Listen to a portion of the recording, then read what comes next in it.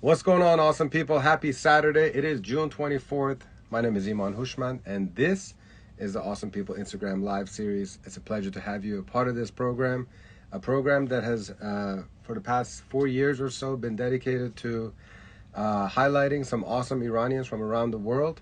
And most recently, it has opened itself up to non-Iranians as well, because I've been highlighting all the ambassadors that have been graciously helping out the Azadi Festival happening July 3rd at Ship Garden in Tyson's. And we have ambassadors, we have performers, we have vendors, we have allies, we have a lot of different groups of people that in some shape or form they're helping make the Azadi Festival something memorable, something impactful, and hopefully something very unifying for not just the Iranian community, but the general community, both locally and globally, because the entire 12-hour program is all being live streamed as well. So really it's a program that you can all enjoy near or far, but hopefully you're near DC or can go to DC and join us in person, as we have 12 hours of unity through culture. Food, music, dance, poetry, children activities, playground for dogs, a dog park. So a lot of great things happening. And of course, there's got to be entertainment. And when there's entertainment and there's a Unite and Conquer event behind it, you know that DJ Kia is going to be a part of it and providing the best Iranian music. And that's what's happening on July 3rd. My dear friend, my longtime friend, also our legal counsel, Kia Kondori, is blessing the stage and blessing the program by making it as great as it could possibly be. And so he's my guest tonight, or today actually. I'm still in the wake-up mode, guys. I apologize. He's my guest on Awesome People here, and I'm just happy to have him. So let's jump right in and give Kia Kondori, aka DJ Kia, a nice little warm welcome at Azadi Festival. So sit back, enjoy your coffee, your Saturday afternoon coffee, and let's enjoy this chat. Kia Kondori. What's going on, man? How you doing? DJ Kia, what's up, brother? How are you? It's another Saturday, time's flying. It feels like 2023, it's already halfway over.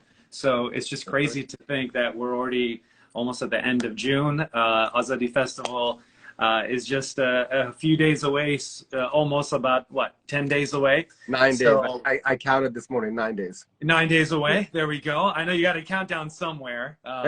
And it's going to be a wonderful 12-hour event. I can feel it. It's electric. The electricity's in the air, and it's going to be great that day. The buzz is coming around slowly but surely. I like it. Absolutely.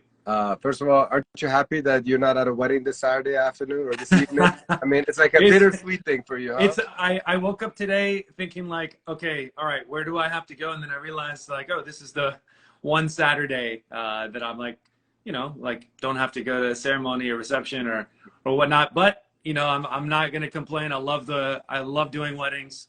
Love the brides and grooms and families and celebrations that we get to do Friday, Saturday, Sunday, even wherever they are in the world. I'll take a quick shout out to all the beautiful couples that have booked me previously, and all the ones coming up in 2023 and beyond in 2024. I know we have a few people who are starting their wedding planning early, which is a wonderful thing.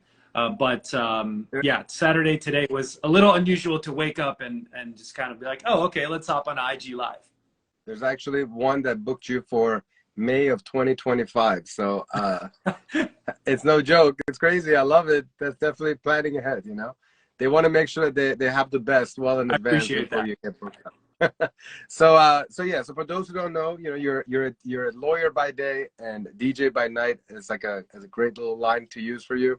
For those who don't know, Kia Kondori, can you give a little background about where were you born, where were you raised, and then we'll kind of tie it into why it's been so important for you to do whatever you can to preserve the Iranian culture through music. Sure, absolutely. So my name is Kia. I was born and raised in Northern Virginia here, right outside the Washington, D.C. area. I have pretty much been here all my life, with the exception of a few years for law school and here and there, just not being in the East Coast. But growing up, my parents, they were very, very good at keeping traditions and culture and music and food and going to mehmonis and keeping a very close-knit family unit. But outside of that, when it was school and all that, there were not a lot of Iranians in the part of Northern Virginia that I grew up with. I didn't really have a lot of Iranian friends that weren't just close family friends. And it really came down to music. And I know, Iman, we've talked about it before. We kind of had the same Siavash Sahne album. They kind of kicked things off for us. And, you know, when we were younger, Iranian music was not something that you would like roll down your windows of your car and start blasting it out of the windows. It just was not a thing. I mean, I'm sure somebody did blast some gugush out their windows. But for us here in the United States, me having never been to Iran, just hearing stories from my grandparents and aunts and uncles and parents and family and friends, I never had that connection. And so, you know, over here we're like, oh, you know, maybe one day we can go back. Maybe one day I'll visit when it's better. But the way I kind of made the connection was through music. And that started pretty much about 20 some odd years ago, in my teens, 25 years ago. And kind of day by day, week by week, I was like, oh, there's this artist, and then there's, you know, Andy, and then we'd go get to the Yas Bakery or the local market, and they'd have the cassette tapes for sale. We'd go buy Black Cats, and then obviously I would always be like, okay, a concert sounds pretty fun. And we'd do the hotel concerts at the Hilton or wherever, Marriott. And then obviously that snowballed into meeting you even before I was DJ Kia. You were doing events and, you know, rocking it with hundreds and hundreds and thousands of people. And probably my all-time favorite events are the Khereshbede events, which were just great. But yeah, music was kind of the initial start. And I just have a pure love for Persian music, all different styles.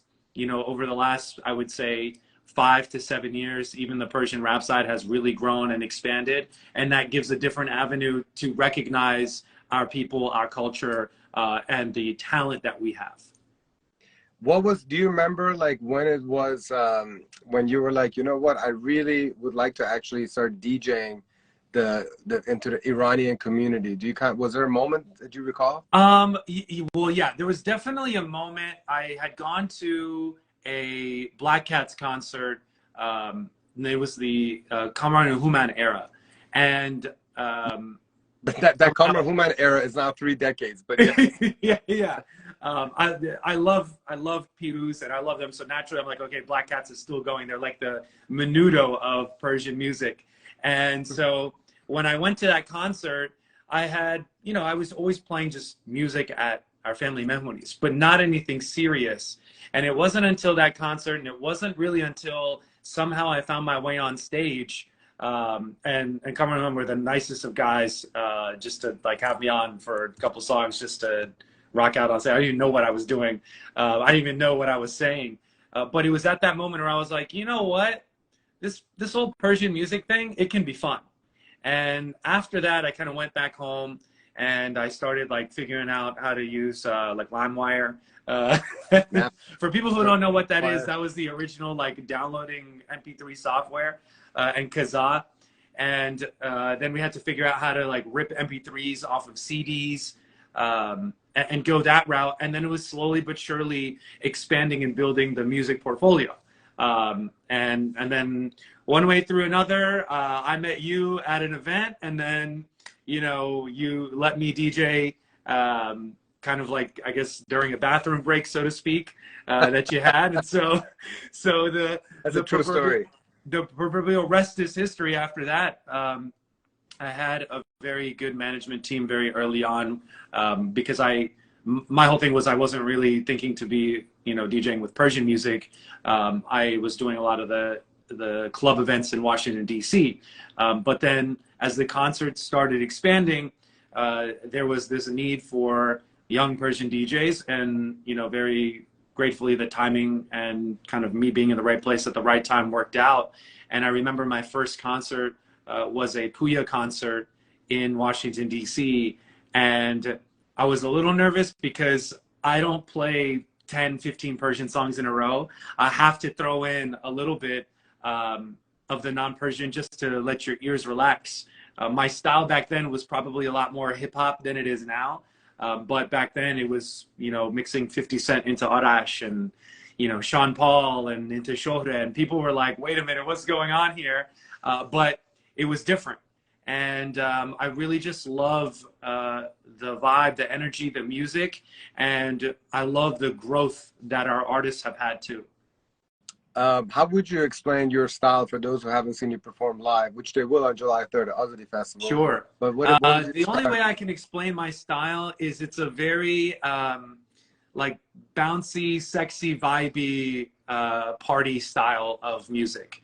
I come at it from I don't want to say like a dancer's perspective, but if you're really trying to go out and have a good time and party and dance and really like have like a nice wholesome night with music that fits a real model, it's not going to be like 2 songs out here and 2 songs out there. Everything kind of has a cohesive fit to it. I would say that's my style, but it's you're not going to show up and just be like, oh yeah, cool, there's some music playing. You know, it's going to hit you in a few spots. It's time to party. So now you've been a lawyer for about, what is it, 12 years now? How many years have you been? Just about 10 years. 10 years, and you have your own law firm. What are some similarities that you have between being a lawyer and being a DJ, or maybe what are some of the skill sets that you have as a lawyer that has helped you become a better entertainer? Sure. I would say one is patience. Patience for sure is one, whether that's taking requests or the crowd or clients on the law side. You know, there's different kinds of stresses that come with both sides, but you have to be patient with it. I'd probably say the other thing is you have to think quick on your feet. You know, a lot of times, I don't know, for as long as I've been doing it, sometimes when I'm DJing, I'm like, oh shoot, song's ending in 30 seconds. I don't know what I'm gonna do next. And it's just a quick reaction. And the same thing on the law side, whether you're in a courtroom or a client's asking you a question, you just never know what could happen. So you have to be able to quick think, what did I say there? Still, I haven't had my coffee yet. Quick, fast, and think on your feet. I remember I asked you this question actually like a few months ago, and I loved your answer. Let's see if you can respond the same way. You know, if you could be the most famous lawyer versus the most famous DJ artist, which one would you choose and why? I remember how I answered this, and I'm trying to. You responded very quickly. I know. I said DJ. I'm 99.9% sure I said a DJ. But I think the real reason behind that, not because I don't love practicing law, but the reason is that on the law side, somebody is coming to you with a problem, and somebody is coming to you with an issue. And to me, there's always a little bit of a feeling of like a negative connotation where, oh man, they're coming to a lawyer because something went wrong. Whereas on the other side of it, when I'm dealing with a crowd or dealing with music, we're coming together, and sure, there's a connection through moments of songs where somebody may hear a song and it may like lead to somewhere very lonely or very emotional, but it's not a bad thing. And so I never have a negative connotation with DJing, the same way that through my clients, I take it to heart because I'm like, man, my client really got wronged and I have to right that wrong. What's the biggest misconception about being a lawyer? That we're crooks. What's the biggest misconception about being a DJ? That we just do it for girls and money. It's a good quick answer. I want to go on Family Feud. Somebody take me to Family Feud. I will destroy it. We will win all the money. Oh man, I love this. We got you. You're good with rapid fire. Excellent. I'm good with it. Even without the coffee. Excellent. Let's kind of transition a little bit to Azadi Festival. Sure. And ask you why you think that like an event like Azadi Festival is important, especially now that we're still in the middle of a revolution. What's your thought about Azadi Festival and why you decided to be a part of it? Absolutely. You know, one of the things is with any kind of movement or revolution, or even just news and things that are happening around the world, you know, you've seen it right now with the Titanic submarine and everything. these small things kind of take over. And the hardest part with what we are trying to accomplish as a people around the world is to continue keeping it going.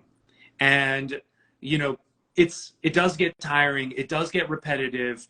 And the hardest part is because we're all spread out around the world. We're not in like one little pocket, or we're not even inside of Iran to really feel like we're making a change. So an event like the Azadi Festival, to one, everybody that can make it and be there and be present physically in person, is wonderful, because we haven't had, in my opinion, since the rallies that were happening, we haven't had another big time event to bring people of all ages into one collective space. And then obviously it's live streamed, so people can still see it, be part of it, see the artists, see the activists, see the speeches and everything that's going on. And you don't have to be Iranian. It's somebody just randomly can log on and see what we're doing. And that's the beauty of it. And I think that's one of the hardest things, is that, you know, it's been since September, and before we know it, it's going to be a whole calendar year, and we've still got to figure out a way to keep it going. So an event like this will do just exactly that. I know that you've never been there, but to confirm, you've never been to Iran. No. What is one thing that you're looking forward to experiencing or seeing when you go to Iran for the first time, presumably as a free Iran? Sure.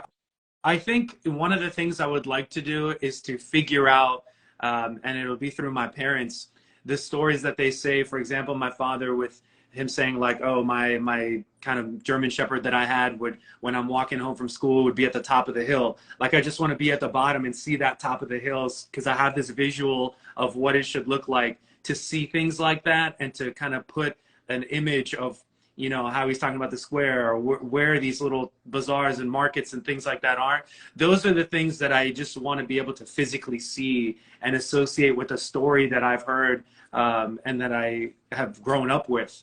Those are the things that I really care about the most. What does a free Iran look like for you in general? The free Iran to me is all about, you know, one of the things is being proud, to say the country that where you're from. You know, right now it's weird. It's like, oh yeah, I'm from Iran, and then people are like, oh, what's going on? Like, it's kind of bad. And so you're like, oh yeah, but that's not me, or that's not what I don't stand for that. So that's part of it. And then the other part is just a very big unity between our people within Iran. You know, there's always going to be different groups, and even in America we have our Republicans and Democrats and things like that, but we're not at war truly with each other. Those are just political views. But inside of Iran, it's about being able to walk out your door. It's about being able to express yourself the way you want to express yourself, and not fear doing that. I think those are the keys to just living and being able to, quote, breathe in your own country. And what do you think is one thing that Iranians, especially outside of Iran, can do better to bring that type of freedom to Iran? I think it really comes down to keeping the conversation going, even more so with non-Iranians than with Iranians. It could be something as simple as taking your non-Iranian friends to an Iranian restaurant, exposing them to food, exposing them to music, and exposing them to movies and serials and subtitles. I know a lot of people, they'll watch, like, you know, Turkish like TV series, and they're not Turkish at all, because it's like so catchy, and you're like, oh man.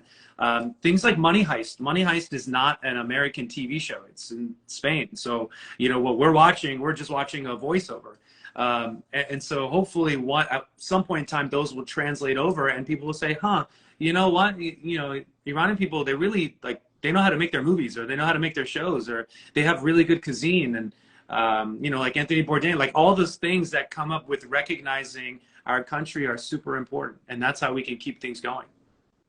And that's pretty much what Azadi Festival is all about. You know, it's showcasing the food, showcasing the music, you know, the art. We have I don't know if you know that, but we have like a very traditional Sunnati room, like an immersive experience that is being led by our creative team. That's going to be pretty amazing.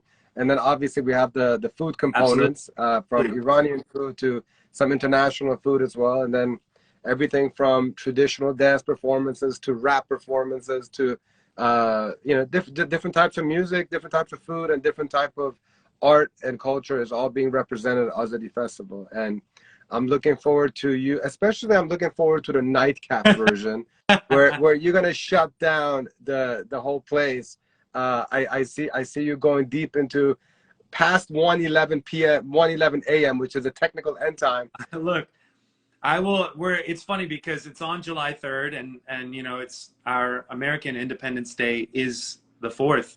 And I guess the irony is that we're going to be going in from July 3rd into July 4th, hoping that one day we can do the same thing for our own country. And it's just such a, you know, ironic thing to have. The one thing I will add about Ship Garden, because, you know, a lot of people may not have been there. Luckily, I have been DJing there on Sunday nights, and it's been great. So it is a familiar spot for some people that are close by, but for those who aren't, it is a very nice venue. There's a indoor portion, there's an outdoor portion. You know, it's not one of these where people are gonna be like, oh, is it gonna be a sardine like in a nightclub? Not at all. There's so many things to do there. The setup and the bazaar that we're going to have is going to be fantastic. The food options will be great. I will promise you that the music will be great. And it's going to be a great time for your friends, your family, everyone of all ages. Yeah, we got even a kids corner. So there's a children playground. And during the day, we're going to have storytelling by people like Arsia Ruzigar, the founder of Shahnameh for Kids. We have Amazing. Ashley Zara teaching some Persian dance stuff. There's going to be a lot of children activities. There's a dog park. You know, it's one of those things that it's like almost like a mini amusement park of sorts, you know, but still integrating like the cultural elements of it. So there's many places to wander around in this spacious Ship Garden, which they can, if anyone's DC area, tomorrow night, Exclusive Entertainment's Air, you're going to be on the lineup tomorrow night. I am on the lineup tomorrow night. So yeah, tomorrow 8 p.m. onwards, Ship Garden, and we're actually going to be having Matt and Paymon, two of the owners of Ship Garden, on IG Live. I think it's going to be the Monday or Tuesday, so everyone's going to get to know those two gentlemen who are allowing us to take over Ship Garden on Monday, July 3rd. Well, Kia, it was fun, man. Love you very much. Thank you for everything you do for Unite and Conquer and EE and Night Owls, actually, and appreciate your friendship. And I look forward to celebrating Azadi Festival together. Of course. Zan Zendegi Azadi. Take care, brother. Khuda Hafiz. So, ladies and gentlemen, that was Kia Kondori, better known as DJ Kia. And again, if you're in the DC area, we have at Exclusive Entertainment, we have Air every Sunday night at Ship Garden. The Azadi Festival, of course, will be happening on Monday, July 3rd, 1:11 p.m. until 1:11 a.m. For more information, for tickets, click the link below. And please know that we are always looking for more people to support the program in any capacity that you can. You can become an ambassador, you can be an ally, you can be a vendor, you can be a sponsor. You can go purchase items from the merch store that is being created by our friends at Retail Therapy Clinic. There's multiple ways for you to make it happen. So just know that wherever you are in the world, if you love the idea of Azadi Festival, if you could even donate this much of your time and effort to help spread the word, even if it is just sharing the promo, that'll reach a few hundred of your friends, and then your friends will share it. You would have made an impact of having thousands of people hearing about this program, which they would want to perhaps join either in person or virtually. And if they come in person, it truly is a family affair. It's open to all ages. Children are free, and tickets are only $10 right now. They're going to increase very soon, but $10 is a ticket price. You know, the production cost of this entire event is definitely a lot. So, you know, the ticket cost is just going to help absorb some of the costs. So if you're any of the above that I just mentioned, please mark your calendar for July 3rd. Hopefully we'll see you there. And then tonight at 9 p.m. Eastern time, I'm going to have another episode of Awesome People Instagram Live. It will be with Shiva Saber, who's one of our ambassadors and is one of the uniters at Unite and Conquer. And she has been leading the creative team. And one of the main things that she and her team are doing is creating the Sunnati room at this festival. So she's going to talk a lot more about it. I'm excited. It's going to be beautiful. We're trying to do our best to bring Iran to DC. And so hopefully you'll be there in person or virtually without any other things I'm mentioning. Yep, we're good. Khuda Hafiz. See you guys soon. Take care.